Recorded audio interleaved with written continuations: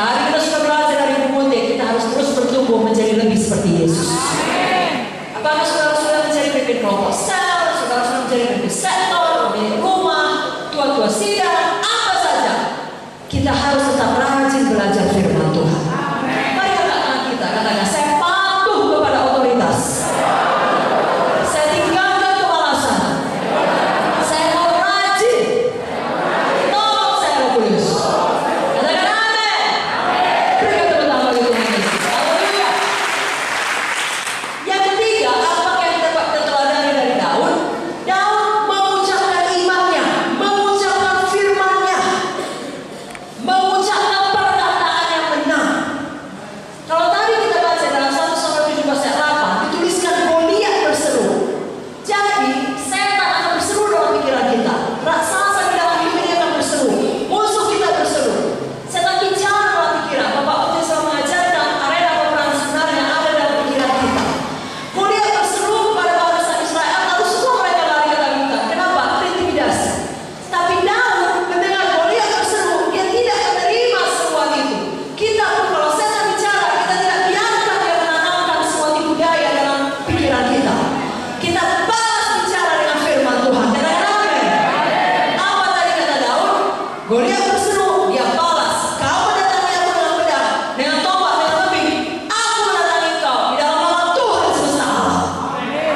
Goliat bilang kau membunuh, balasnya kau yang membunuh. Saudaraku, kalau setan bicara, saudara jawab dengan firman Tuhan.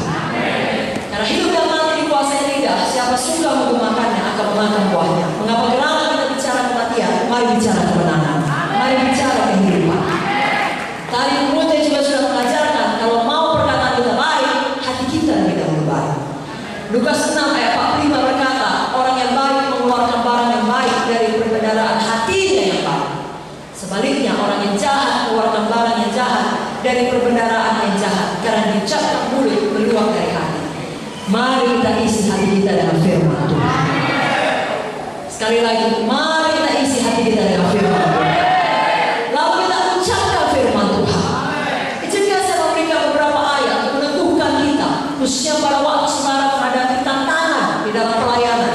1 Korintus 10 ayat 13. Apa kata firman? Pencobaan-pencobaan yang kamu alami ialah pencobaan-pencobaan biasa.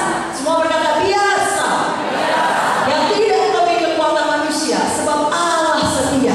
Dan karena itu Dia tidak akan membiarkan kamu dicobai melampaui kekuatanmu. Pada waktu kamu dicobai, Dia akan memberikan kepadamu jalan keluar sehingga kamu dapat menanggungnya. Jadi kalau saudara menginjil mengunjungi ada pencobaan biasa, maju terus. Muridkan berjiwa-jiwa. Amin. Kalau dalam Mazmur 34 ayat 20 dikatakan, kemalangan orang benar banyak, tapi Tuhan melepaskan dia dari semuanya itu. Tidak usah menghabiskan banyak waktu untuk bertanya, tapi Tuhan, kami baru siap KKR, kami baru pernah melayani. Lalu anggaplah saudara menerima satu kemalangan. Kenapa ini terjadi padamu? Mengapa? Lalu sehati. Saudara bangun saja, bangkit saja.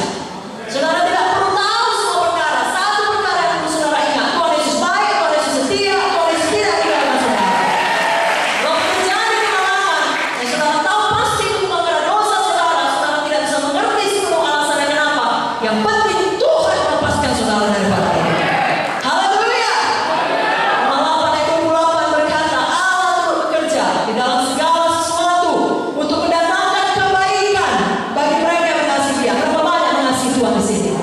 Apa perlu saudara alami mendatangkan kebaikan bagi saudara?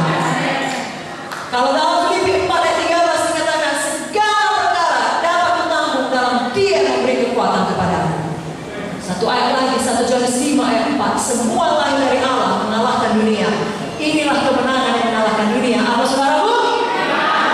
Mari katakan iman saya.